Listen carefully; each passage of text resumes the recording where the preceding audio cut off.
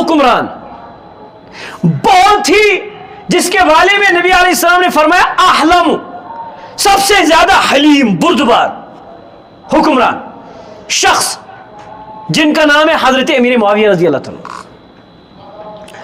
انہوں نے تقریباً 20 سال حکومت کی, کیا کی, اور کامیاب حکومت کی, سب سے مایہ ناز حکومت کی ہے.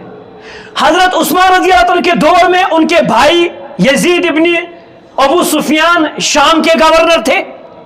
ان کی وفات کے بعد حضرت امیر معاویہ کو شام کا گورنر بنایا گیا. حضرت عمر فاروق رضی اللہ عنہ کے زمانے میں بھی وہی تھے, عثمان بن عفان رضی اللہ عنہ کے زمانے میں. اس کے بعد حضرت علی رضی اللہ عنہ کے ساتھ کچھ 2-4 سال کا بیچ میں فاصلہ ہو گیا. پھر اس کے بعد حضرت حسن کے ساتھ صلح ہوگی, اور حضرت حسن نے حضرت امیر معاویہ کے ہاتھ پر بیعت کر کے دکھا دیا کہ یہ ہمارا چچا ہے اور یہ حق پر ہے. 20 سال کامیاب حکومت کی. نبی نے ان کے بارے میں فرمایا حلیم ہے, یعنی میری امت کے سب سے زیادہ حلیم اور بردبار سیلف کنٹرول رہے ہیں وہ حضرت امیر معاویہ ہے. ان کا معاہدہ تھا رومیوں کے ساتھ. کن کے ساتھ؟ رومیوں کے ساتھ. اس مہینے میں آخری تاریخ پر یہ معاہدہ ختم ہونے والا تھا.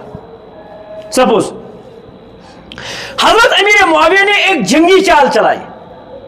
وہ جنگی چال کیا تھی؟ انہوں نے فوج کو حکم دیا کہ آپ اپنی فوجیں روم کی سرحد پر پہنچا دو.